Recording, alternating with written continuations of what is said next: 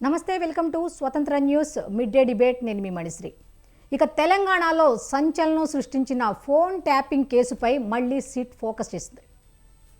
అయితే దీనికి సంబంధించిన డీటెయిల్స్ కూడా మనం ఒకసారి క్షుణ్ణంగా పరిశీలించినట్లయితే తెలంగాణలో సంచలనం సృష్టించిన ఫోన్ ట్యాపింగ్ కేసుపై మళ్ళీ సిట్ ఫోకస్ చేసింది.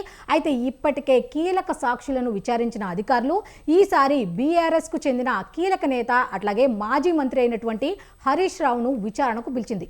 సాక్షిగానే ఈ కేసులో ఆయనను సిట్ ప్రశ్నిస్తోంది. ఫోన్ ట్యాపింగ్తో తనకు సంబంధం లేదని ఇప్పటికే తేల్చి చెప్పారు హరీష్ రావు. అయితే ఇదే అంశంపై ఇవాల్టి మిడ్ డే డిబేట్లో చర్చిద్దాం. అయితే ఈ చర్చలో పాల్గొనేందుకు మనతో పాటు ఉన్నారు కాంగ్రెస్ పార్టీ నుంచి నర్సయ్య గౌడ్ గారు, అట్లాగే బీజేపీ నుంచి అందెం రామరెడ్డి గారు, నెక్స్ట్ మల్లిపాక యాదగిరి గారు బీఆర్ఎస్ నుండి. సార్ నమస్తే. సార్ నమస్తే. నా వాయిస్ క్లియర్గా ఉందండి? ఉందండి, నాకు నేను ఎక్కడే ఉన్నా లైన్లో. ఓకే సార్, ఇప్పుడు హరీష్ అయితే మిగతా వాళ్ళు కూడా ఉన్నారు, వాళ్ళిద్దరు కూడా జాయిన్ అవుతారు. ఈలోపు మనం మాట్లాడదాం. అందెం రామరెడ్డి గారు బీజేపీకి సంబంధించిన వాళ్ళు ఉన్నారు, ఆయనతో మనం మాట్లాడదాం. సార్, ఇప్పుడు హరీష్ రావు గారు ఒక మాట చెప్తున్నారు. ఏంటి అంటే, నాకైతే దీంతో సంబంధం లేదు, వాళ్ళు పిలిచారు కాబట్టి నేను వెళ్ళాను అనేది చాలా సింపుల్గా తేల్చేశారు. దీని మీద ఏం చెప్తారు మీరు? ఫోన్ ట్యాపింగ్ కేసు కూడా సంవత్సరం పైగా నడుస్తూనే ఉంది. అవును, కాంగ్రెస్ ప్రభుత్వం అధికారంలోకి వచ్చిన కాంచి ఈ బీఆర్ఎస్ నాయకుల 9.5 సంవత్సరాల దోపిడీ దుర్మార్గాల విషయంలో రకరకాల కేసులు మన టీవీ సీరియల్ లాగా నడుస్తున్నాయి వరుసగా. ఇంతవరకు ఏ ఒక్కరు అరెస్ట్ కాలే. కాంగ్రెస్ బీఆర్ఎస్ కుమ్ముక్కు డ్రామాల్లో ఈ సీరియల్స్ నడుస్తున్నాయి, ప్రజలను మభ్యపెడుతున్నాయి. మధ్యలో బీజేపీ బురదల్లే కుట్రలు కూడా బాగా చేస్తున్నాయి. వీళ్ళ సిబిఐ విచారణ కావాలంటే రాష్ట్ర ప్రభుత్వం అడగాలి. రాష్ట్ర ప్రభుత్వం ఏదైతే కాళేశ్వరం కమిషన్ రిపోర్ట్ లో 20 నెలల తర్వాత సిబిఐ రిపోర్టుకు విచారణకు కోరితే, రిక్వెస్ట్ చేస్తే తెల్లారే వీళ్ళు హైకోర్టు పోయి చేర్చుకురు. ఎందుకంటే కాంగ్రెస్ తోని డ్రామాలు నడిపించుకోవచ్చు. సిబిఐకి వెళ్తే ఈ డ్రామాలు నడవై, మమ్మల్ని అరెస్ట్ చేస్తారు, మా బండారం బయటపడుతుంది, వెంటనే వెళ్ళి హైకోర్టు వెళ్ళి స్టే తెచ్చుకున్నారు. నిన్న అది కూడా జరిగింది విచారణ. మళ్ళా సెప్టెంబర్లో 3rd నాడు వీళ్ళు రాష్ట్ర ప్రభుత్వం కోరితే 4th నాడే కోర్టుకు వెళ్ళిండ్రు. ఎవరు? కేసీఆర్, హరీష్ ఇద్దరు.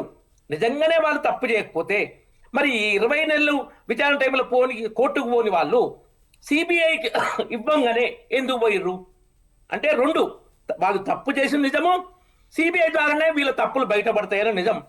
కాంగ్రెస్ ద్వారా బయటపడాయి. కాంగ్రెస్ వాళ్ళకు వీళ్ళని శిక్షించడం కావాల్సింది. ముఖ్యంగా ఇప్పుడున్న పరిస్థితుల్లో మనం చాలా మంది చెప్పారు. పంజాబ్ మాజీ పిసిసి అధ్యక్షుని భార్య కూడా చెప్పింది, ముఖ్యమంత్రి పోస్ట్ కావాలంటే కాంగ్రెస్ లో 500 కోట్లు ఇవ్వాలని. ఇచ్చుకోవడమే కాకుండా రెగ్యులర్ గా డబ్బులు పైకి సోనియా కుటుంబానికి పంపిస్తున్నారు. వీళ్ళు పంపించాలంటే ఏడంగా రావాలి.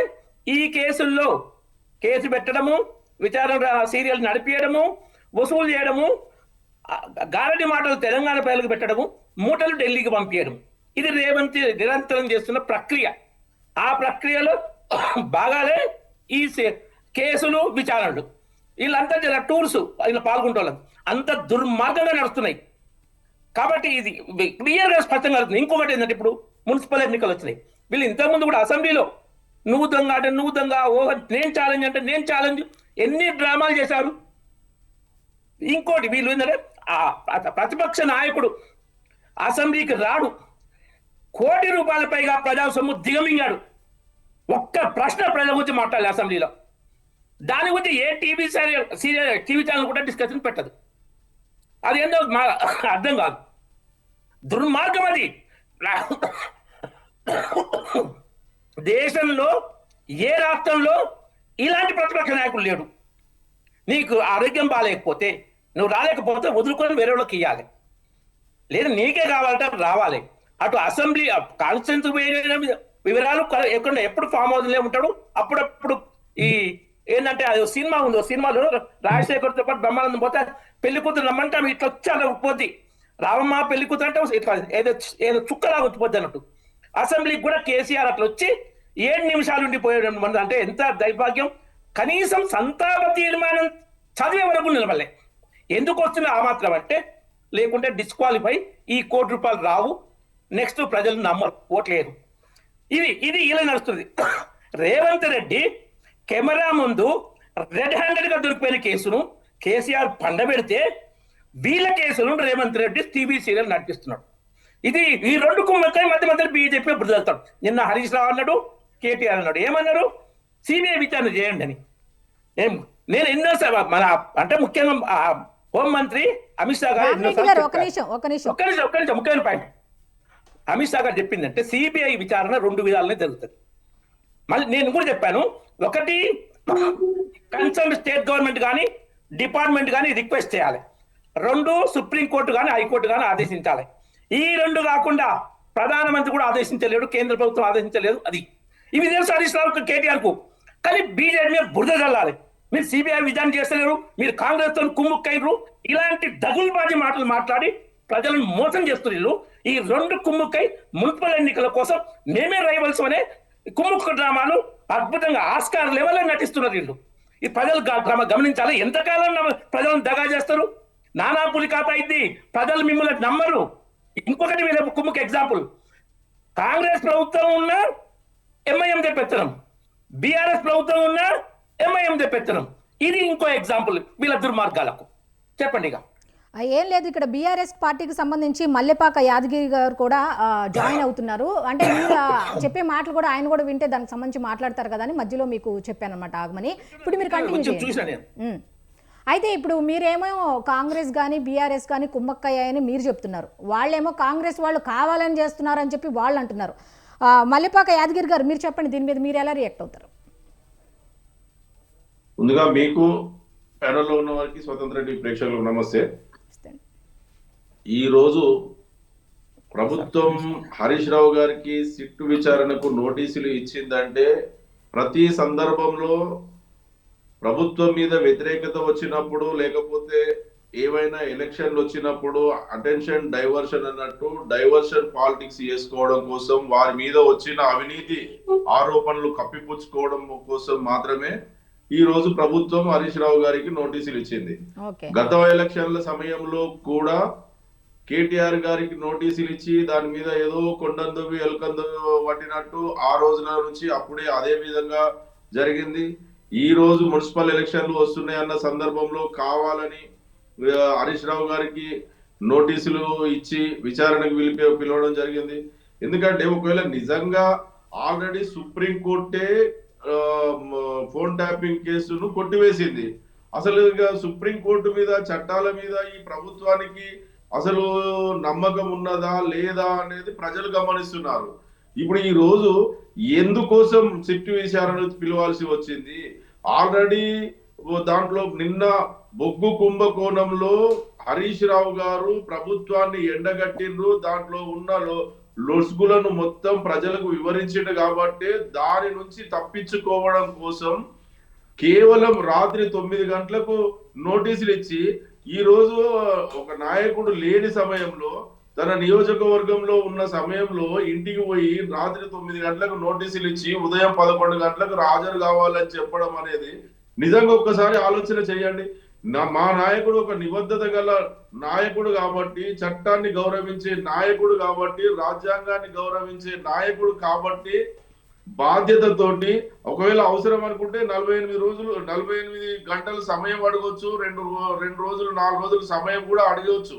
కానీ సరే, మీరు ఇచ్చిన దాంట్లో అసలు మీరు చేసిందే ఫాల్తు కేసు కాబట్టి, మీరు ఇచ్చిన నోటీసులో ఏమీ లేదు కాబట్టి, మీరు ఇచ్చిన సమయం లోపలనే రాత్రి 9 గంటలకు నోటీసులు ఇస్తే అప్పటికప్పుడు సిద్దిపేట నుంచి బయలుదేరి వచ్చి ఈ రోజు 11 గంటల వరకు విచారణకు హాజరైనరు.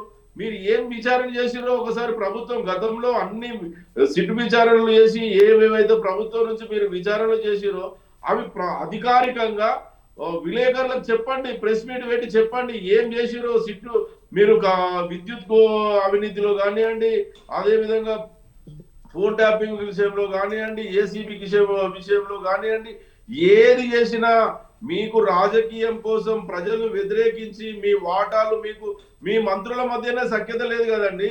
ఒక్కరికొకరు మీకు మీరే ఈ రోజు మరి డెక్కన్ సిమెంట్ కంపెనీలు సీఎం అనుచరుడు గన్ను పెట్టి డబ్బులు వసూలు చేసిండని చెప్పి స్వయాన మంత్రి గారి కూతురే చెప్పారు కదా, దాని మీద సిట్ విచారణ చేయండి.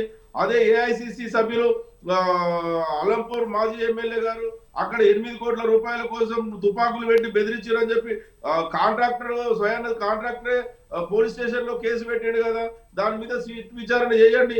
ఇట్లా అనేక ఆరోపణలు ఉన్నా కూడా ఎక్కడ మీరు సిట్ మీ మంత్రులు పొంగులేటి శ్రీనివాసరెడ్డి గారి కుమారుడు అక్కడ పోయి 100 మందిని తీసుకుపోయి భూ కబ్జా చేసిండని చెప్పారు కదా, దాని మీద సిట్ విచారణ చేయండి.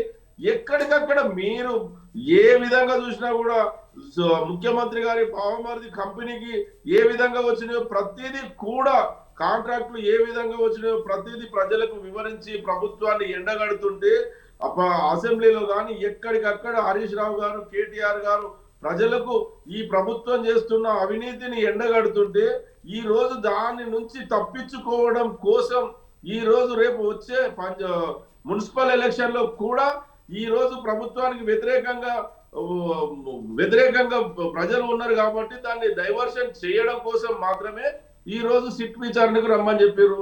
మొన్న పంచాయతీ ఎలక్షన్ లో కూడా వారు ఏం చేసిరండి, ఇంత ప్రభుత్వం నడిచినా కూడా వాళ్లకు మాకు బిఆర్ఎస్ పార్టీకి 40-45% మా పార్టీ గెలిచింది, మరి మీ ప్రభుత్వం ఉండి లేదు. రేపు పంచాయతీ మున్సిపల్ ఎలక్షన్ లో కూడా అంతకంటే ఇంకా ఘోరంగా ప్రభుత్వానికి వ్యతిరేకంగా ఉంది కాబట్టి దీని నుంచి తప్పించుకోవడం కోసం గ్రామ పంచాయతీ ఎలక్షన్ల కంటే ముందు బతుకమ్మ చీరలు గ్రామీణ ప్రాంతాలలో ఇచ్చారు, మరి ఈ పట్టణ ప్రాంతాల్లో ఎందుకు ఇవ్వలేదు? మరి ఇప్పుడు మున్సిపల్ ఎలక్షన్లు వస్తున్నాయి కాబట్టి మళ్ళీ ఇక్కడ ఇస్తారంట. అరే నిజంగా ప్రభుత్వము ఏ విధంగా ప్రజలకు చిత్తశుద్ధితోటి పనిచేస్తుందో ఒకసారి ప్రజలు గమనిస్తున్నారు. మీరిచ్చిన హామీలు నిలబెట్టుకోవడం కోసం మీరు ఏది చేస్తలేరు, కానీ అది అవసరం లేని దాన్ని సుప్రీంకోర్టు కొట్టివేసిన దాని కోసం ఈ రోజు సిట్ విచారణ చెప్పారు. నిజంగా బీజేపీ పార్టీ కాంగ్రెస్ పార్టీ ములాఖాత్ అన్నదానికి ఈ రోజు మా నాయకుడు హరీష్ రావు గారు కేంద్ర మంత్రి గారికి ఒక లేఖ రాసిండు. నిజంగా మీ ఇద్దరి మధ్యలో ఎలాంటి చీకటి ఒప్పందం లేకపోతే మీరు ఈ రోజు సింగరేణి కుంభకోణంలో ప్రతిదీ ఆధారాలతో సహా మీరు సిబిఐ విచారణకు ఆదేశించండి, మీరు డిమాండ్ చేయండి, బీజేపీ పార్టీ పక్షాన ప్రతిదీ ఆధారాలతో సహా మీకు ఇస్తామని చెప్పారు.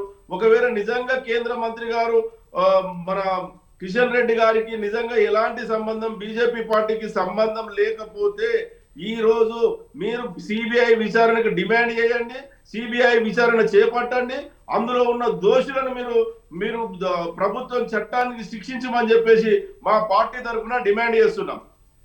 సార్ అయితే ఇప్పుడు యాదగిరి గారు ఒకటి మనిశ్రీ గారు చెప్పండి. నేను ముందే చెప్పాను, సిబిఐ విచారణ కిషన్ రెడ్డి గారు, హోమ్ మినిస్టర్ గారు, ప్రధానమంత్రి గారు, కేంద్ర ప్రభుత్వం ఆదేశించలేదు. ఇది హరీష్ రావు కేటీఆర్ తెలుసు, అందుకే డ్రామాలు లెటర్లు రాసి డ్రామాలు చేస్తున్నారు. ఓన్లీ మీరు వెళ్ళి హైకోర్టుని పెట్టండి సిబిఐ విచారణ కావాలని, అది చేయరు. ఇచ్చిన సిబిఐ విచారణకు స్టే తెచ్చుకుంటారు. మరి బీజేపీ పార్టీ ఎందుకు డిమాండ్ చేయదండి సిబిఐకి విచారణ చేయమని చెప్పండి? ఒప్పందం ఉన్నది కాబట్టి రేవంత్ రెడ్డి అక్రమ సంబంధం ఉంది కాబట్టి ఈ రోజు మీరు చెయ్యరు.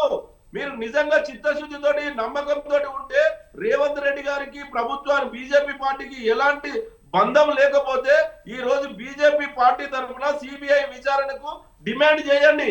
మేము చేసినాము.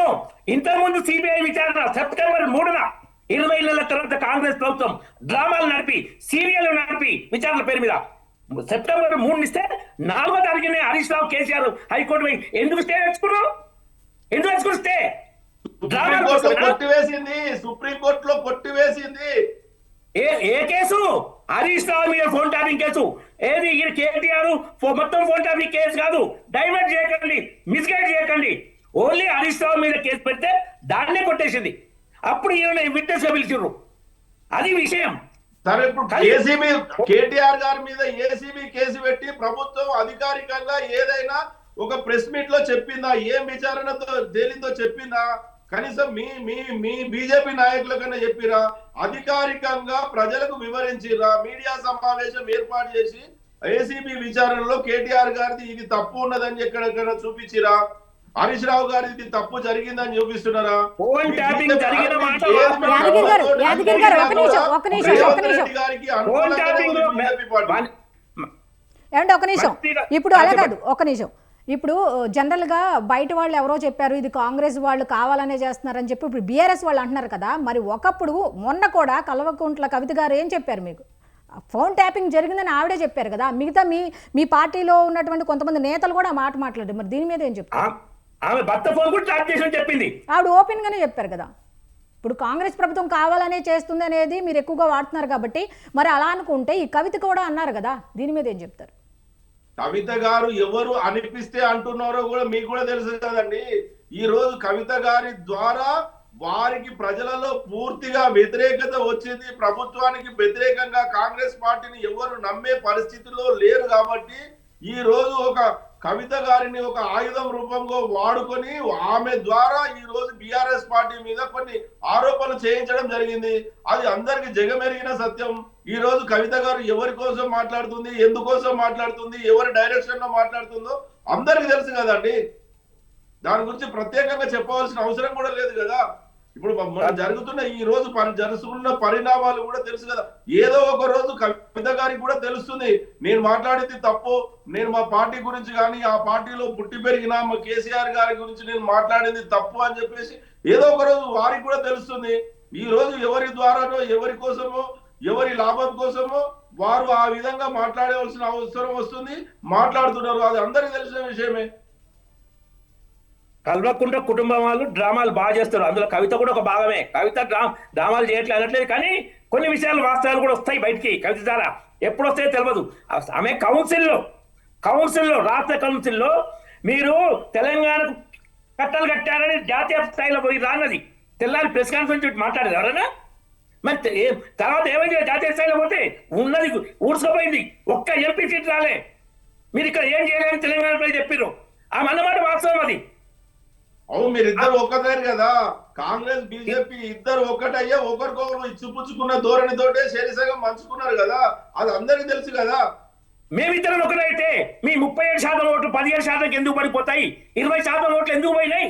సరే ఇప్పుడు ఆ విధంగా చెప్తే మల్కాజ్గిరి సిట్టింగ్ సీఎం గారి సిట్టింగ్ సీటు బీజేపీ పార్టీ ఏ విధంగా గెలిచింది? మహబూబ్ నగర్ తన సొంత జిల్లా బీజేపీ పార్టీ ఏ విధంగా గెలిచింది? చెవెళ్ల నియోజకవర్గం నుంచి కూడా తన ఇన్ఛార్జ్ గా ఉన్న ముఖ్యమంత్రి గారు బీజేపీ పార్టీకి ఏ విధంగా గెలిపించారో చెప్పండి మీరే. చెప్తాం. మీరు ఒకరికొకరు సహకరించుకున్నారు కాబట్టి ఆ విధంగా జరిగింది. ఒకవేళ మీరు 8 మంది ఎంపీలు గెలిచిరంటే తెలంగాణ రాష్ట్రంలో సగభాగం గెలిచినట్టే. మరి 119 నియోజకవర్గాలలో అసెంబ్లీ నియోజకవర్గాలలో మీరు 8 ఎంపీ సీట్లు గెలిస్తే సగం తెలంగాణ అయినప్పుడు గ్రామ పంచాయతీ ఎలక్షన్లలో మరి మీకు ఎంత మంది సర్పంచులు గెలిచిరో చెప్పండి. మరి మీరు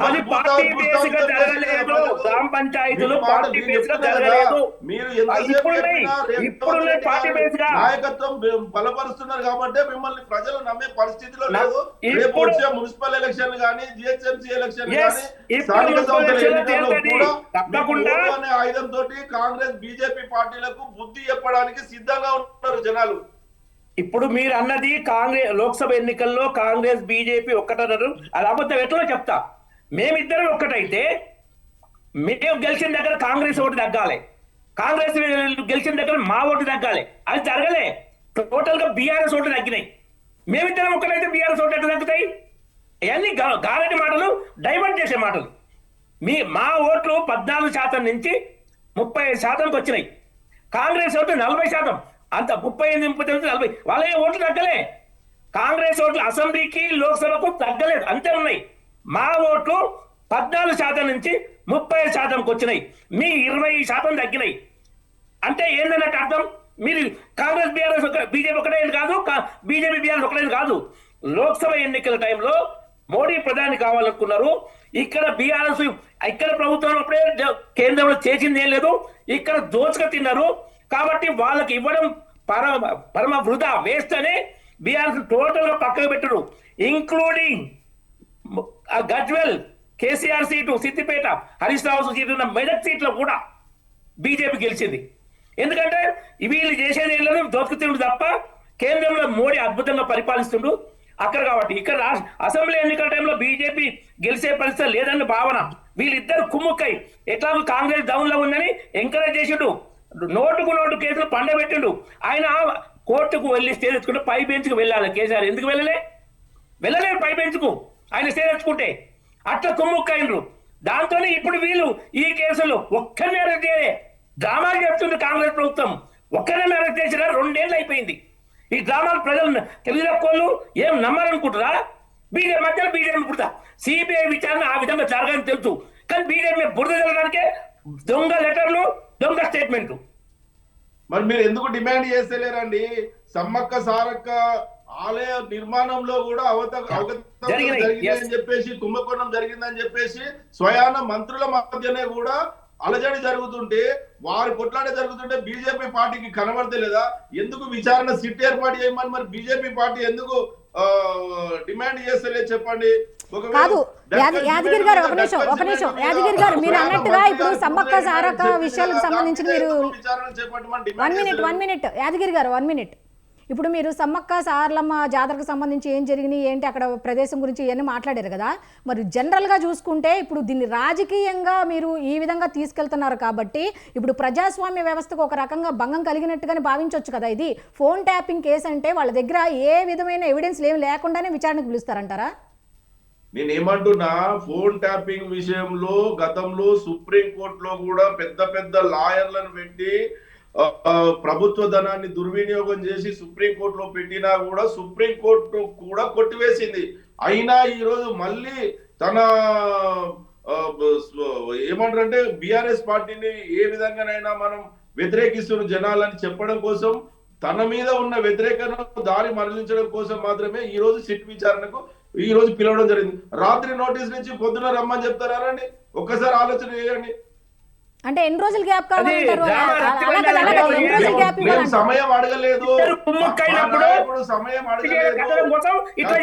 సమయం రాత్రి 9 గంటలకు ఇంట్లో నాయకుడు లేని సందర్భంలో ఇంట్లో నోటీసులు ఇస్తే నియోజకవర్గం నుంచి హుటాహుటిన వచ్చి చెప్పిన సమయం లోపల సిట్ ఆ విచారణకు హాజరైనాడు ఆధారాలతో సహా ఎక్కడ ఏమి దొరకకుండా ప్రతి దానికి కూడా చూపించి ఈ రోజు ఏ కడిగ ముత్యం లాగా బయటకు వచ్చేసాడు మీరు ఎన్ని రకాలుగా కొండను తవ్వినా ఏమి దొరకదు ఆ ప్రభుత్వానికి కేవలం ప్రజల దృష్టి మరలించడం కోసం మాత్రమే ఈ రోజు మళ్లించాలనుకుంటున్నారు ప్రజల దృష్టిని ఏ పర్పస్ మీద అరే మొన్న బొగ్గలో ప్రభుత్వం మంత్రుల మధ్యలో ఆ రోజు జరిగిన అవినీతి గురించి హరీష్ రావు గారు నిన్న పొద్దున 9 గంటలకు ప్రెస్ మీట్ పెట్టి చెప్పిండు కాబట్టి సాయంత్రం 9 గంటలకే నోటీసులు ఇచ్చింది కదండి మరి ఒకవేళ నిజంగా అదైతే మరి మంత్రులు కూడా కోమటిరెడ్డి వెంకటరెడ్డి గారు నా ఫోన్ టాపింగ్ అవుతుందని చెప్పి ఆయన మంత్రులు కూడా చెప్పారు కదా మరి అప్పుడు దాని మీద ఎందుకు సిట్ విచారణ చేయరు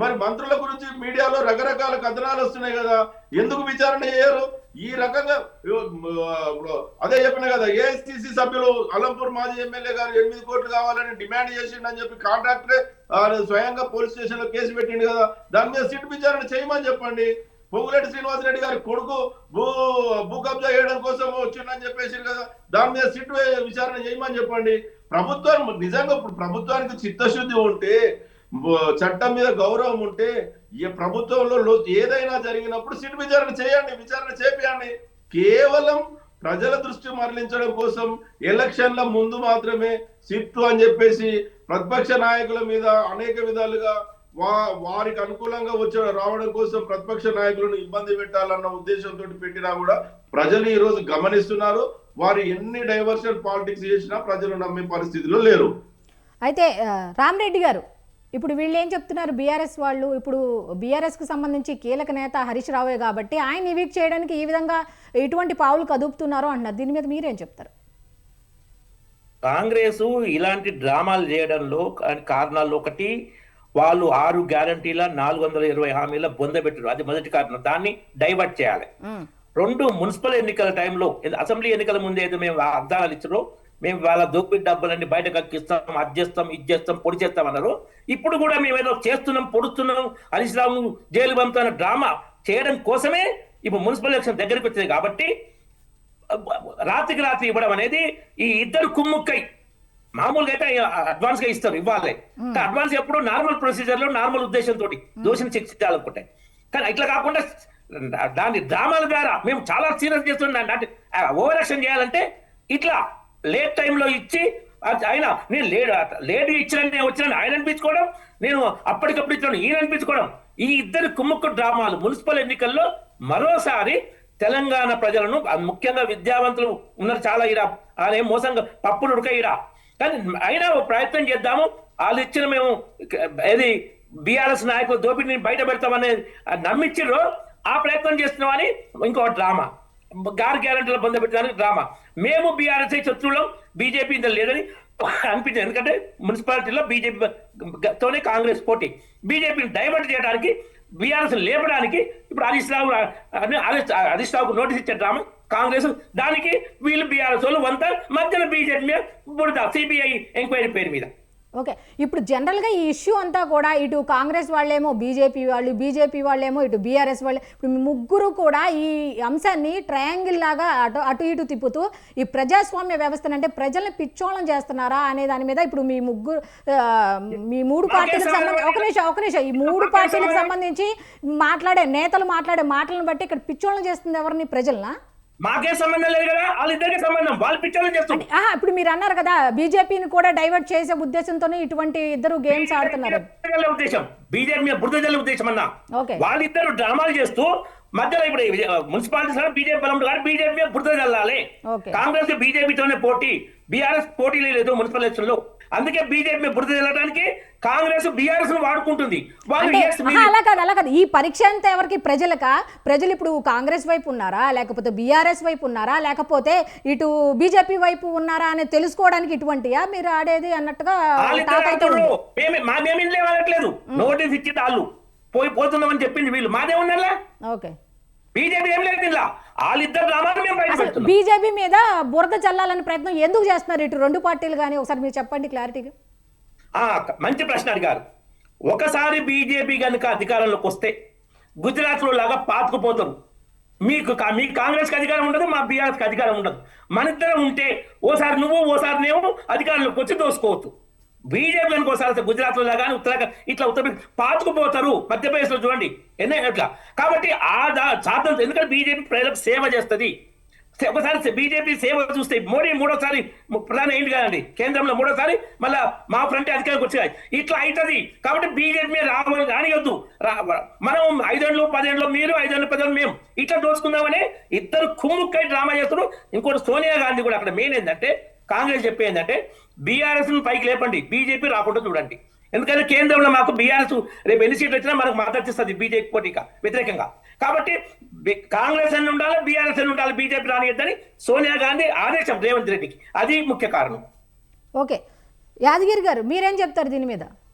మీరు కావాలని ఇదంతా చేస్తున్నారు, మీరు కాంగ్రెస్ వాళ్ళు కలిసి చేస్తున్నారు ఇదంతా అని చెప్పి ఆయన అంటున్నారు. ఏం చెప్తారు? బీజేపీ వాళ్ళు అంటారు, దీని మీద మీరేం చెప్తారు?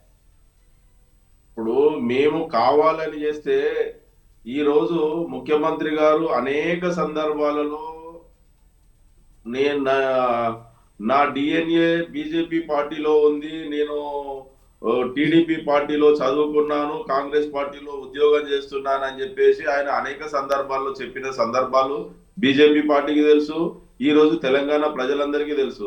నిన్న కూడా ఒక ఖమ్మం మీటింగ్ లో కూడా టీడీపీ గురించి చాలా గొప్పగా చెప్తున్నారు. చంద్రబాబు నాయుడు గారు చాలా గొప్ప నాయకుడు అని చెప్తున్నారు. మరి దాది నిజంగా ఆయన కాంగ్రెస్ పార్టీలో ఉండి కాంగ్రెస్ పార్టీని బొందబెట్టడం కోసం చేస్తున్నా, చంద్రబాబు నాయుడు గారిని లేకపోతే టీడీపీ పార్టీని తెలంగాణ రాష్ట్రంలోకి తీసుకురావడం కోసం ప్రయత్నం చేస్తున్నా? మరి కాంగ్రెస్ పార్టీకి తెలియాల్సిన అవసరం ఉన్నది, బీజేపీ పార్టీగా తెలియాల్సిన అవసరం ఉన్నది. బీజేపీ పార్టీ ఇప్పుడు ఒక ఉదాహరణ ఇప్పుడు ఇక్కడ చెప్పాల్సిన అవసరం ఉందో లేదో, ఈ రోజు ప్రతిదానికి సిట్ విచారణ అని చెప్పేసి విచారణలు చేపించి ఇన్ని సిట్లు వేస్తున్నారు కదా. ఈ రోజు నేను ఈ సందర్భంలో చెప్తున్నా, 10 మంది పార్టీ మారిన ఎమ్మెల్యేలు కండ్లకు కట్టినట్టు కనబడుతుంటే, కండువాలు వేసుకొని ప్రభుత్వం ప్రజలలో తిరుగుతుంటే, పంచాయతీ ఎలక్షన్లలో గ్రామ పంచాయతీ కాంగ్రెస్ పార్టీ సర్పంచ్ అభ్యర్థులను గెలిపిస్తుంటే కాంగ్రెస్ పార్టీ మీటింగ్ లో ఆఫీసులు పెట్టుకొని నియోజకవర్గ స్థాయి కాంగ్రెస్ పార్టీ ఆఫీస్ లో వాళ్ళు పనిచేసుకుంటూ వారి కాంగ్రెస్ పార్టీ మెంబర్లతోటి నాయకులతోటి కలుసుకుంటుంటే అది చట్టానికి కనబడది. ఈ రోజు ఉన్నటువంటి సిట్టు కనబడదు. మరి రాజ్యాంగంలో ఈ రోజు ప్రజలకు ఏ విధంగా కనబడుతుంది? మనం ఏమన్నా కన్నున్న గుడ్డోళ్ళమా, కన్నులే చెవులున్న చెవిటోళ్ళమా? ఈ రోజు ఈ రాజ్యాంగం మీద ఏమున్నది, ఈ సమాజం మీద అసలు నిజంగా ఏ విధంగా చూపిస్తున్నారు?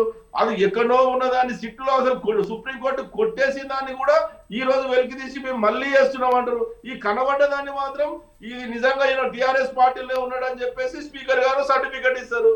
ఇది ఎక్కడి న్యాయం అండి? అసలు ప్రజలకు ఏమో చూపిస్తున్నారు రేపు రాబోయే తరానికి?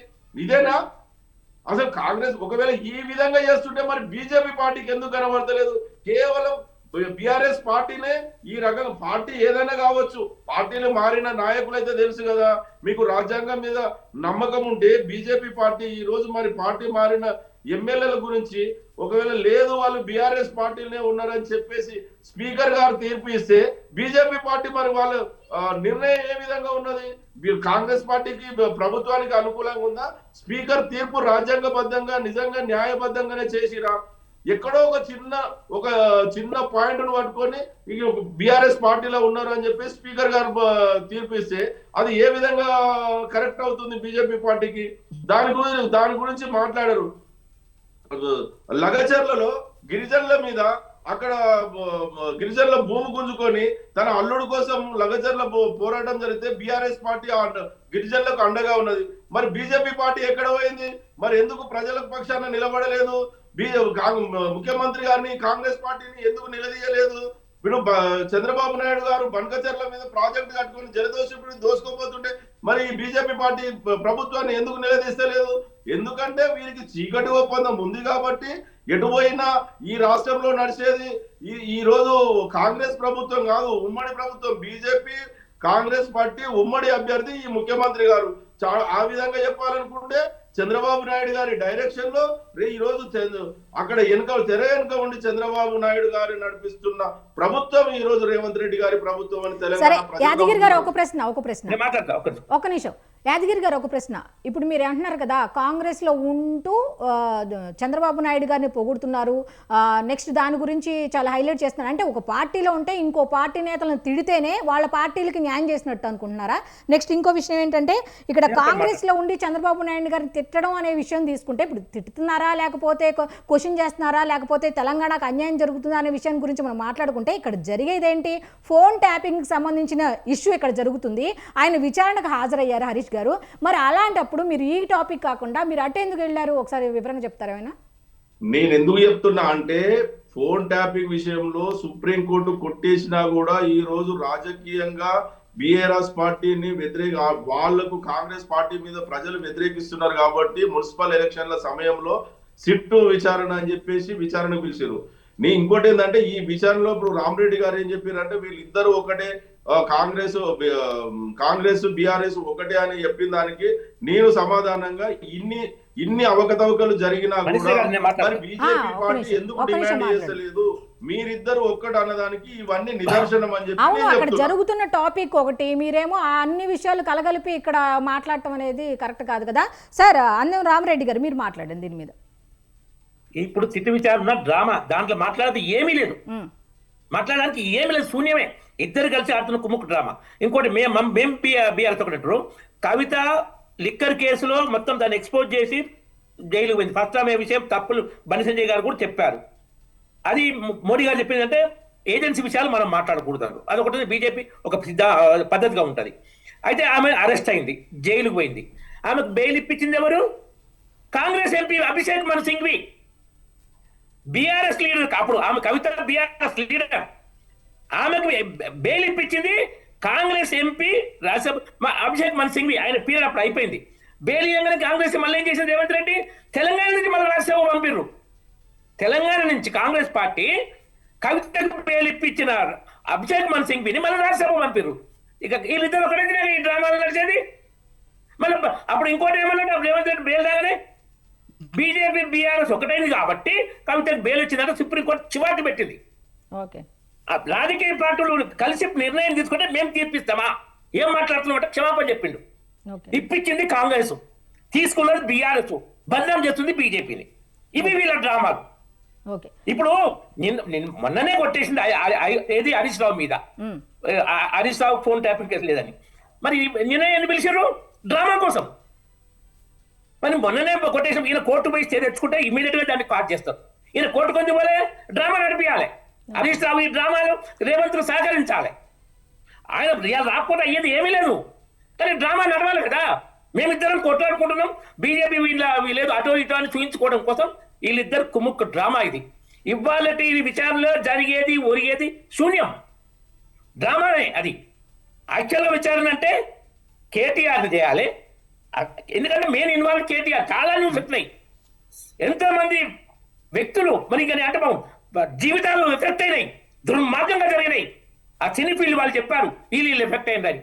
నేను ఈ రాజకీయ నాయకుల మాటలు చెప్పట్లేదు, అంత దుర్మార్గంగా జరిగినాయి. అసలు వదిలిపెట్టి అందులో డైరెక్ట్ గా ఇన్వాల్వ్ కాలం దూరంగా ఉన్న కాలేదో తెలియదు, కానీ డైరెక్ట్ అయితే ఇన్వాల్వ్ అయినట్టు లేవు. వాళ్ళ మీద విచారణ అంటే డ్రామా కోసమే. ఎట్లా నడుస్తుంది అంటే ఇద్దరు కుమ్ముక్కైనప్పుడే డ్రామా నడుస్తుంది. ఎప్పుడైనా వీళ్ళిద్దరు ఇంకోటి కాంగ్రెస్ బీఆర్ఎస్ 2004లో కలిసి పోటీ చేసినాయి, ఎమ్మెల్యే ఎలక్షన్లో కలిసి పోటీ చేసినాయి, ఎంపీలు కలిసి పోటీ చేసినాయి, కేంద్రంలో ప్రభుత్వాన్ని కలిసి పనిచేసినాయి, రాష్ట్రంలో కౌన్సిల్ పనిచేసినాయి, కాంగ్రెస్ బీఆర్ఎస్ కలిసి పనిచేసినాయి. ఎప్పుడైనా కలుస్తాయి. మేము ఎప్పుడు కాంగ్రెస్ తో కానీ బీఆర్ఎస్ తో కానీ ఎప్పుడు కలవలే.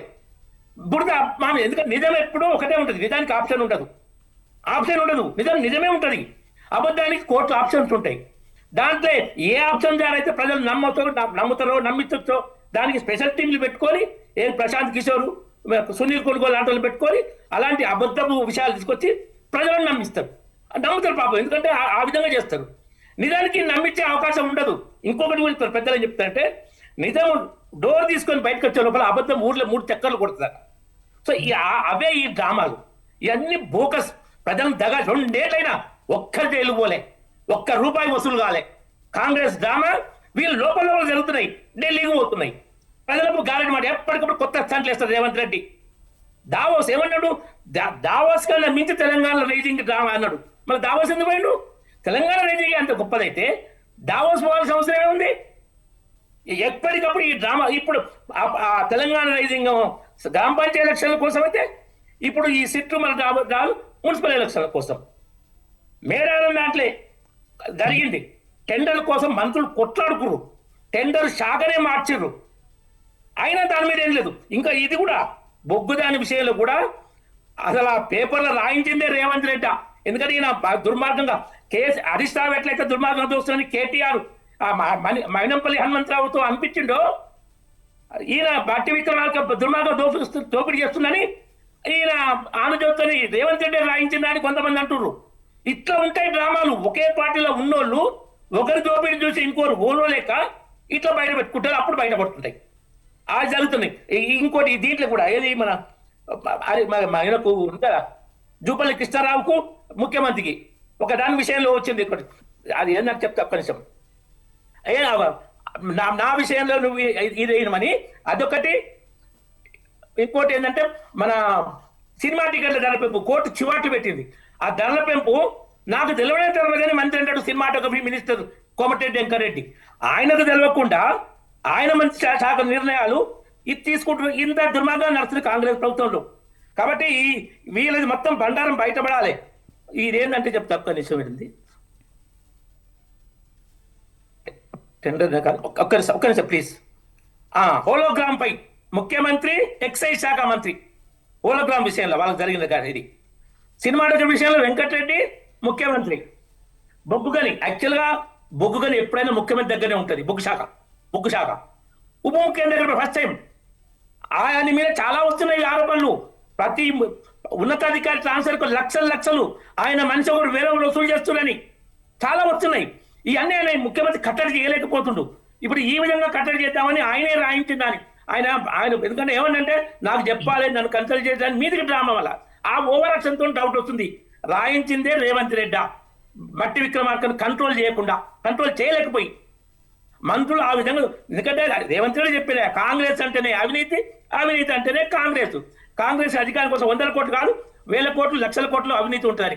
మీకు వినిపించమంటే ఇప్పుడు వీడియో వినిపిస్తా. అది తెలుసు కాబట్టి కాంగ్రెస్ ప్రభుత్వంలో అన్ని దుర్మార్గాలు జరుగుతున్నాయి. డైవర్ట్ చేయడం కోసం వీళ్ళిద్దరు కుమ్ముక్కు డ్రామాలు ఆడుతున్నారు. కేసీఆర్ ప్రభుత్వంలో కూడా దుర్మార్గం దోపిడీ చేసి లక్షల కోట్లు అప్పు చేశారు. నెక్స్ట్, ఇందాక కాంగ్రెస్ నేత ఐలయ్య గారు కూడా స్పందించారు. ఏమని అంటే, ఏదో పెద్ద ఘనకార్యం చేస్తున్నట్టుగా హరీష్ రావు అందరికీ టాటాలు చెప్పుకుంటూ పెద్ద స్వాతంత్ర సమరయోధుల్లాగా వెళ్తున్నారు, చేయాల్సినంత ఘనకార్యం చేసి అన్నట్టుగా ఒక మాట అయితే అన్నారు. అయితే దీనికి సంబంధించి యాదగిరి గారు మీ రియాక్షన్ ఏంటి? ఆ మాటలు మీరు ఏ విధంగా తీసుకుంటారో, నెక్స్ట్ ఆయన తర్వాత రామరెడ్డి గారు మీరు కూడా మాట్లాడుతారు. కానీ ఫస్ట్ యాదగిరి గారు మీరు చెప్పండి. ఏమంటారండి? ఇందాక ఒక మాట అన్నారు కదా, పెద్ద స్వాతంత్ర సమరయోధుల్లాగా ఏదో సిట్ విచారణకు వెళ్తూ కూడా ప్రజలకి ఇట్లా టాటా బాయ్ బాయ్ చెప్పుకుంటూ నేను ఏమీ చేయలేదు, నాకేమీ తెలియదు అన్నట్టుగా ఒక స్వాతంత్ర సమరయోధుల్లాగా చాలా ధీమాగా వెళ్తున్నారు అనే మాట అయితే ఆయన అన్నారు. అయితే దీనికి సంబంధించి మీ రియాక్షన్ ఏంటి? దీన్ని ఏ విధంగా తీసుకుంటారు మీరు? ఇప్పుడు ఒక బాధ్యత గల పౌరుడిగా చట్టాన్ని గౌరవించు, రాజ్యాంగాన్ని గౌరవించి రాత్రి నోటీసులు ఇస్తే వారిచ్చిన ప్రభుత్వ అధికారులు ఇచ్చిన సమయానికి మరి హరీష్ రావు గారు ఆ గౌరవంతో సిట్టు అధికారుల విచారణకు హాజరయ్యిండు. దానికి మద్దతుగా మా పార్టీ నాయకుడు కాబట్టి మా పార్టీ అండగా మద్దతుగా మా వాళ్ళు కూడా అందరూ వచ్చారు. దానికి మరి కాంగ్రెస్ పార్టీ వాళ్ళు ఆ విధంగా మాట్లాడుతున్నారంటే ఎక్కడ ఏ తప్పు చేయలేదు కాబట్టి అంత ధైర్యంగా సిట్టి విచారణకు హాజరైండు. మరి అదే విధంగా గతంలో ఇప్పుడున్నటువంటి ముఖ్యమంత్రి గారు రెడ్ హ్యాండెడ్ గా నోట్ల కట్టలతోటి ఓటుకు నోటు కేసులో రెడ్ హ్యాండెడ్ గా దొరికితే కాలర్ ఎగరేసుకుంటా జైలుకు పోయింది కదండి. మరి దానికి ఏ విధంగా సమాధానం చెప్తారు కాంగ్రెస్ పార్టీ వాళ్ళు?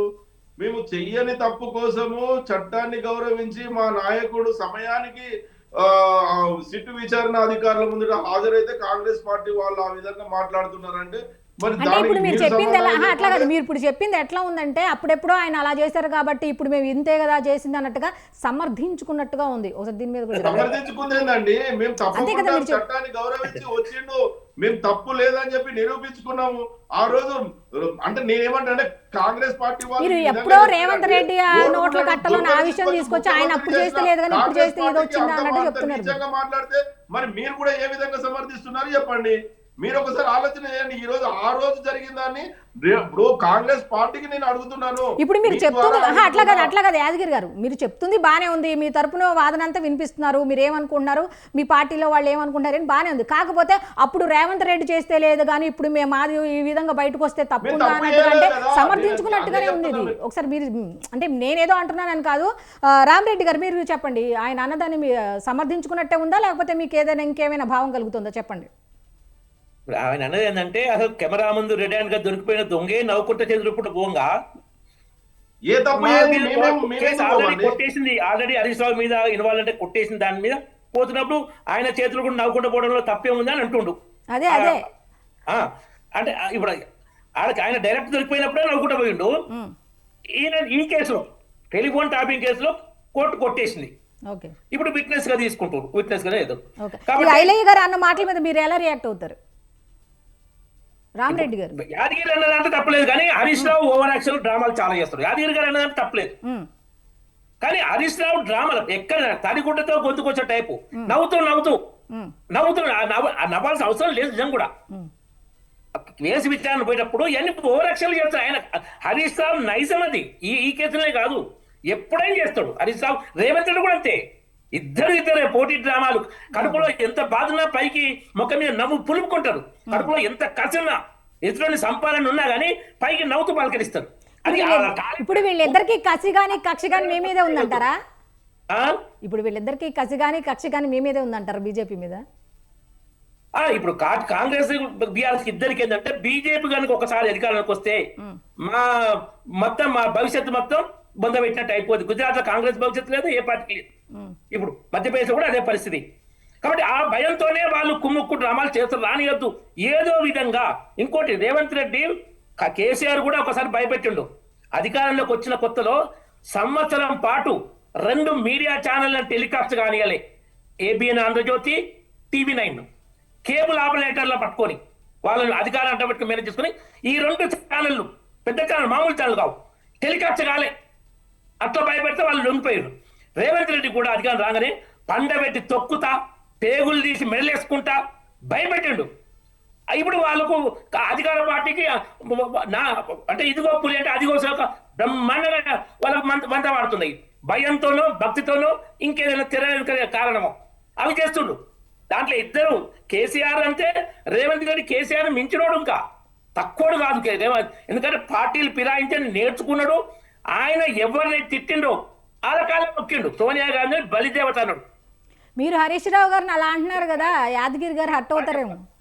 ఒక్క పాయింట్ చెప్తాం, ముఖ్యమైన తెలంగాణ ప్రజలకు చెప్పాలి. రేవంత్ రెడ్డి సోనియా గాంధీ కాలు మొక్కితే మాకు ఎలాంటి అభ్యంతరం లేదు. వ్యక్తిగా మొక్కితే వాళ్ళిద్దరు భార్యాభర్తలు మొక్కి మాకే అభ్యంతరం. ఎమ్మెల్యేగా మొక్కితే ఆ నియోజకవర్గ ప్రజలకు అభ్యంతరం ఉండాలి. ముఖ్యమంత్రి ప్రమాణ స్వీకారం చేసే ప్రతి పని ఆమె కాలు మొక్కడం అంటే తెలంగాణ ప్రజలతో మొక్కించుకున్నట్టు. చాలా దుర్మార్గం కాంగ్రెస్ పార్టీది. సోనియా గాంధీ దుర్మార్గానికి రేవంత్ రెడ్డి తల వంచుండు. అది తెలంగాణ ప్రజలను అవమానించింది కాంగ్రెస్ పార్టీ. అలాంటి వాళ్ళు కానీ వాళ్ళ గారటి మాటలు 7-8 ఏళ్ళు కేసీఆర్ మాటలు ఎట్లా పిచ్చిగా నమ్మిన జనాలు ఇప్పటికీ కొంత రేవంత్ రెడ్డి మాటలు నమ్ముతున్నారు. హామీలు లేదని కోపం ఉంది, కానీ ఈయన గారటి మాటలు ఇంటికే ఇరగారికి ఆ హామీల అంతగా మర్చిపోతున్నారు జనాలు. అంత మాటగారి మనిషి రేవంత్ రెడ్డి. ఆయనకు వంత మాడుతున్నాయి మీడియాలు చాలా భయంకరంగా. అందులో మధ్యలో బీజేపీ మీద ఏంటంటే గోరంతలు కొండంతలు చేసి విష ప్రచారం భయంకరంగా చేస్తున్నారు. ఎందుకంటే బీజేపీ లేకుంటే చాలు మా పాపం. ఇంకో 3వ శక్తి ఉంది. ఈ 2 పార్టీలు కాకుండా సమాజంలో దోపిడీ శక్తులు ఉంటాయండి. మనిషి కాదు, చెప్పండి. ఆ దోపిడీ శక్తులు ఏంటంటే వాళ్ళకు దోపిడీ అవకాశం ఉంటే ఓకే, ఎవరు అధికారం ఉన్నా ఓకే. ఆ శక్తులు ఏంటంటే కాంగ్రెస్ అధికారం ఉన్న మా దోపిడీ నడుస్తుంది, బీఆర్ఎస్ అధికారం ఉన్న మా దోపిడీ నడుస్తుంది. బీజేపీ వస్తే మాత్రం, మోడీ లాంటి బీజేపీ వస్తే మాత్రం అది నడవదు. కాబట్టి మాకు బీజేపీ మీద విషయం చెప్దాం. మేము వేరే శక్తులు కూడా వాళ్ళ స్వార్థం కోసం చెబుతున్నాయి. ఎందుకంటే బీజేపీ అధికారానికి వస్తే ఈ శక్తుల దోపిడీ నడవదు. కాంగ్రెస్ వస్తే కాంగ్రెస్ తో కుమ్ముక్కు అయిపోతారు, బీఆర్ఎస్ వస్తే బీఆర్ఎస్. ఎట్లయితే ఎంఐఎం పార్టీ అవుతుందో, కాంగ్రెస్ వస్తే కాంగ్రెస్ తో కుమ్ముక్కు, బీఆర్ఎస్ వస్తే బీఆర్ఎస్ తో కుమ్ముక్కు ఎంఐఎం పార్టీ అవుతుందో, అట్లా మిగతా దోపిడీ శక్తి కుమ్ముక్కై పబ్బం గడుపుకుంటాయి, దోపిడీ నడుపుకుంటాయి. అది బీజేపీ పాలన సాధ్యం కాదు. అందుకే ఈ శక్తులన్నీ బీజేపీ మీద భయంకర విషప్రచారం చేస్తే అమాయక తెలంగాణ ప్రజలు కొన్ని నిజమని నమ్ముతున్నారు. అబద్ధమని మేము ప్రచారం చెప్తూనే ఉన్నాం, కానీ ప్రజల మైండ్లో ఇంకా పూర్తిగా అపోహ తొలిపోవాలి. యాదగిరి గారు, రామరెడ్డి గారి మాటల మీద మీ స్పందన ఏంటి? ఆయన ఏం చెప్తున్నారంటే కాంగ్రెస్ని అంటున్నారు, ప్లస్ బీఆర్ఎస్ని కూడా అంటున్నారు, వీళ్ళిద్దరు కలిసి టార్గెట్ బీజేపీ అని అంటున్నారు. దీని మీద వాస్తవమే అంటారా, వాస్తవాలు ఉన్నాయంటారా ఆయన చెప్పిన? ఇప్పుడు కాంగ్రెస్, బీఆర్ఎస్, బీజేపీ టార్గెట్ అనేది ప్రజలు గమనిస్తున్నారు. ఈ రోజు కేసీఆర్ గారు తెలంగాణ రాష్ట్రం కోసం తెలంగాణ రాష్ట్ర పార్టీని ఉద్యమ పార్టీని ఏర్పాటు చేసి తెలంగాణ సాధించి తెలంగాణ రాష్ట్రానికి ముఖ్యమంత్రి అయి అనేక మన గతంలో చెప్పుకునే సమయాలు సరిపోదు కాబట్టి అనేక సంక్షేమ పథకాలు తీసుకొచ్చి ఈ తెలంగాణ రాష్ట్రాన్ని అన్ని వర్గాల ప్రజలను అభివృద్ధి బాటలో తెలంగాణ రాష్ట్రాన్ని భారతదేశంలో ఒక రోల్ మోడల్ గా తీసుకొచ్చి మన సరిహద్దు రాష్ట్రాల ప్రజలు కూడా మాకు తెలంగాణ రాష్ట్రం లాంటి పథకాలు కావాలి, రైతులు కానీ రైతు బంధు, రైతు బీమా, అనేక రకాల ఇక్కడ ఉన్నటువంటి సంక్షేమ పథకాలు మాకు కావాలి, తెలంగాణ రాష్ట్రం మాకు ఆదర్శంగా ఉండాలి అని చెప్పేసి ఆ రాష్ట్ర ప్రజలు కూడా కోరుకున్న సందర్భంలో ఈ టిఆర్ఎస్ పార్టీని బీఆర్ఎస్ పార్టీగా దేశంలో విస్తరించడం కోసం జాతీయ పార్టీగా విస్తరించి తెలంగాణ రాష్ట్రం నుంచి కేసీఆర్ గారు దేశ రాజకీయాలలో ఉండాలని చెప్పేసి దేశ ప్రజలు కోరుకున్నప్పుడు వీళ్ళిద్దరు 2 జాతీయ పార్టీలు కలిసి కేసీఆర్ గారు రేపు జాతీయ స్థాయిలో వస్తే ఈ 2 పార్టీల పెత్తనం చెల్లదు. కాబట్టి వీళ్ళిద్దరూ జాతీయ పార్టీలు కలిసి కేసీఆర్ గారిని బయటికి రాకుండా ఇద్దరు చీకటి ఒప్పందంలో భాగంగానే ఈ రోజు మా పార్టీ నుంచి ప్రభుత్వం రాకుండా వాళ్ళిద్దరు బీజేపీ కాంగ్రెస్ పార్టీ వాళ్ళు ఒకరికొకరు ఇచ్చుపుచ్చుకొని బీజేపీ పార్టీలో ఉన్నటువంటి పెట్టుబడిదారులను కాంగ్రెస్ పార్టీకి పంపించి రాజగోపాల్ రెడ్డి లాంటి వాళ్ళను వివేక్ వెంకట స్వామి లాంటి వాళ్ళను పొంగులేటి శ్రీనివాసరెడ్డి గారు లాంటి వాళ్ళను పెట్టుబడిదారులను పంపించి కాంగ్రెస్ పార్టీ అనేక అమలు కాని హామీలు ఇచ్చి ఇచ్చినా కూడా ప్రజలను మైమరిపించి ప్రభుత్వాన్ని ఏర్పాటు చేస్తే బీజేపీ ఢిల్లీ నుంచి మద్దతు ప్రకటించింది కాబట్టి ఆ కృతజ్ఞతతోటే తెలంగాణ రాష్ట్రంలో మళ్ళీ ఎంపీ ఎలక్షన్లలో బీజేపీ పార్టీకి కాంగ్రెస్ పార్టీ తరఫున ముఖ్యమంత్రి రేవంత్ రెడ్డి గారు కృతజ్ఞతగా 8 సీట్లకు మద్దతు ఇచ్చి చెరిసగం పంచుకున్నారని తెలంగాణ రాష్ట్ర ప్రజలు మొత్తం తెలుసు. ఈ రోజు ఏదో రామరెడ్డి గారు చెప్పి పార్టీ తరఫున మాట్లాడడం కాదండి. ఈ రోజు ఖచ్చితంగా మీడియా సంస్థలకు తెలుసు, తెలంగాణ రాష్ట్ర ప్రజలకు తెలుసు. ఇది చీకటి ఒప్పందంలో వారిద్దరు కేసీఆర్ గారిని జాతీయ స్థాయిలో రానియొద్దు. కేసీఆర్ గారు ఒకవేళ తెలంగాణ మోడల్ పథకాలు జాతీయ స్థాయిలో వస్తే ఈ 2 జాతీయ పార్టీలు భూస్థాపితమైతే కేసీఆర్ గారు కీలకమవుతారు కాబట్టి వారిద్దరి టార్గెట్ కేసీఆర్ పిఆర్ఎస్ పార్టీ అని చెప్పేసి వారిద్దరు కూడా పలుకున్నారు. కానీ మాకేం అవసరం అండి, వారితోటి కలవడాల్సిన అవసరం మాకేముంది? మనిషి గారు నేను చెప్తా, చెప్పండి. లోక్సభ ఎన్నికల్లో కాంగ్రెస్ బీజేపీ ఏకమైన నిజంగానే బీఆర్ఎస్ నాయకులు నమ్మితే, వాళ్ళు నిజంగా నమ్మితే నెక్స్ట్ జరిగిన ఎమ్మెల్సీ ఎలక్షన్ లో, గ్రాడ్యుయేట్ ఎమ్మెల్యే ఎలక్షన్ లో ఎందుకు పోటీ చేయలేదు? ఇద్దరు పోటీ, కాంగ్రెస్ బీజేపీ పోటీ చేస్తున్నాయి, వీళ్ళిద్దరు కుమ్మక్కైతారని మీరు నమ్మినం అంటారు, నటిస్తున్నారు. నిజంగానే నమ్మితే మరి పోటీ చేసి ఓడగొట్టే ప్రయత్నం చేయాలి కదా. పోటీ చేయలేదు వీళ్ళు, పచ్చి అబద్ధ ప్రచారం. ఏది బీజేపీ కాంగ్రెస్ ఒకటి, ఎప్పుడు ఎక్కడ ఒకటి కావు. జాతీయ స్థాయిలో ఢిల్లీ, గల్లీ నుంచి ఢిల్లీ వరకు 2 అంటే రాజకీయంగా బద్ధ శత్రువులు బీజేపీ కాంగ్రెస్, ఎప్పుడు ఒకటి కావు. అది పచ్చి అబద్ధం ప్రచారాలు చూస్తుంది. దేశవ్యాప్తంగా బీజేపీ ప్రభంజనం ఇస్తుంది. మీరు బీహార్ తీసుకుంటారా, హర్యానా తీసుకుంటారా, ఢిల్లీ ఎలక్షన్ తీసుకుంటారా, మహారాష్ట్ర మున్సిపల్ తీసుకుంటారా, తిరువనంతపురం కమ్యూనిస్ట్ కంచుకోట, అది కూడా మేము గెలుచుకున్నాం. ప్రతి దగ్గర బీజేపీ ప్రభంజనం వీస్తుంది. 11.5 సంవత్సరాల మోడీ పాలన తర్వాత కూడా బాంబే మున్సిపల్ కార్పొరేషన్ 27 ఏళ్ల నుంచి శివసేన ఉండే, ఇప్పుడు బీజేపీ అలయన్స్ ఆధిత్యంలోకి వచ్చింది. కాబట్టి దేశవ్యాప్తంగా నడుస్తుంది. మీరు నిజంగానే మీరు అందరూ చేస్తుంటే మీరు బయటికి పోయి పోటీ చేయలేదు. జాతీయ స్థాయిలో ఏమైనా సాధిస్తామన్నారు కదా, ఒక్క సీట్ కన్నా పోటీ చేసిరా? నేను అదే చెప్తా, ఎమ్మెల్సీ పోటీ చేయలేదు వాస్తవమే. కాంగ్రెస్ పార్టీ పోటీ చేసి చరిత్రలో ఏ ముఖ్యమంత్రి కూడా ఎమ్మెల్సీ ఎలక్షన్ల కోసం ప్రచారం చేయలేదు. కానీ మన ముఖ్యమంత్రి గారు వచ్చి మేము పథకాలు అమలు చేయకపోతే మాకు ఓట్లు వేయకండి, మీకు ఎవరు నచ్చితే వాళ్ళకు ఓట్లు వేయమని చెప్పేసి బీజేపీ అభ్యర్థిని గెలిపించిందే స్వయాన ముఖ్యమంత్రి రేవంత్ రెడ్డి గారు ఆ ఎమ్మెల్సీ ఎలక్షన్లలో. మరి మీరు దాని గురించి ఆలోచించండి. అదే విధంగా కంటోన్మెంట్ ఉప ఎన్నికల్లో కూడా బీజేపీ పార్టీ నుంచి గతంలో శాసనసభ ఎన్నికల్లో బీజేపీ పార్టీ నుంచి పోటీ చేసి ఓడిపోయిన శ్రీ గణేష్ గారిని కాంగ్రెస్ పార్టీకి మీరు బదులు ఇచ్చి అక్కడ నుంచి బీజేపీ కాంగ్రెస్ వాళ్ళు శ్రీ గణేష్ గారిని గెలిపించుకున్నారు. అదే జగమెరిగిన సత్యం. ఒకవేళ అంటే గద్దర్ గారి పేరు మీద రేవంత్ రెడ్డి గారు మాట్లాడతారు కదా, మరి శాసనసభ ఎన్నికల్లో గద్దర్ గారి కూతురును పోటీ చేసినాడు, ఉప ఎన్నికల్లో మరి గద్దర్ గారి కూతురు ఎందుకు పోటీలో నిలబెట్టలేదు? మీరు బీజేపీ అభ్యర్థిని శ్రీ గణేష్ గారిని మరియు కాంగ్రెస్ పార్టీ నుంచి ఎందుకు నిలబెట్టి గెలిపించుకున్నారో ఒక్కసారి మీరు చెప్పాలి. ప్రజలు గమనిస్తున్నారు కదా, పిల్లి కళ్ళు మూసుకొని పాలు తాగినట్టు ప్రజలు అట్లా కళ్ళు మూసుకొని లేరండి. నేను చెప్తా ఆన్సర్. శ్రీ గణేష్ ఇంతకుముందు ఎప్పుడు అసలు కంటోన్మెంట్ లో మేము మాకు డిపాజిట్ కూడా రాలేదు. ఎప్పుడు శ్రీ గణేష్ మొదటి నుంచి ఎప్పుడైతే బీజేపీ అభ్యర్థి కాదు, మేము బలంగా లేము, పెట్టినాము. ఆయన అప్పుడు సెకండ్ ప్లేస్ వచ్చిండు, ఆయన వెళ్ళిపోయిండు అధికార పార్టీ నుంచి. ఎందుకంటే దానం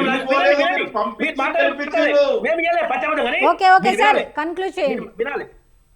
ఆయన అధికార పార్టీలో పోతే అధికార పార్టీ అండతో గెలుస్తాం కాబట్టి పోయిండు. మరి మేము పోరాటం చేసినాం, ఆయన ఓడితాడు. సెకండ్ ప్లేస్ మేము వచ్చినాం, మీరు థర్డ్ ప్లేస్. కంటోన్మెంట్ లో మీరు థర్డ్ ప్లేస్, మీ సిట్టింగ్ సీట్ లో మీరు థర్డ్ ప్లేస్ అంటే మీరు ఇచ్చట్టు వాళ్ళు మీ సిట్టింగ్ సీట్ అది, అలా మీరు థర్డ్ ప్లేస్ పోయారు అంటే ఎవరు కదా. అయితే ఈ విచారణకు సంబంధించి హరీష్ రావు గారు అయితే సరే ఒక నిమిషం ఈ విచారణకు సంబంధించి హరీష్ రావు హాజరవడం జరిగింది. అక్కడ మనకు పూర్తి కంప్లీట్ డీటెయిల్స్ తెలియాలంటే మనం కూడా కొంత సమయం అయితే వెయిట్ చేయాల్సిందే. ఎందుకంటే ఎవరికి వాళ్ళు ఇటు ఆ 2 పార్టీలు కుమ్మక్కయ్యాయని ఒక పార్టీ అంటుంటే, లేదు ఈ 2 పార్టీలు కుమ్మక్కయ్యని ఇట్లా ఎవరికి వాళ్ళు వాదించుకోవడం తప్ప అసలు ఏం జరిగారు, ఎటువంటి ప్రశ్నలు అడిగారు, ఏంటి అక్కడ ఏం జరిగిందనే విషయాలు తెలియాలంటే మనం కూడా వెయిట్ చేయాల్సిందే. సో ఈ డిబేట్లో పాల్గొన్నటువంటి అందెం రామరెడ్డి గారికి అలాగే మల్లిపాక యాదగిరి గారికి కూడా ధన్యవాదాలు తెలుపుకుంటూ ఈ డిబేట్ని ఇంతటితో ముగిస్తున్నాం. మళ్ళీ రేపటి మిడ్ డే డిబేట్లో కలుసుకుందాం. అంతవరకు సెలవు. Stay tune. స్వతంత్ర న్యూస్.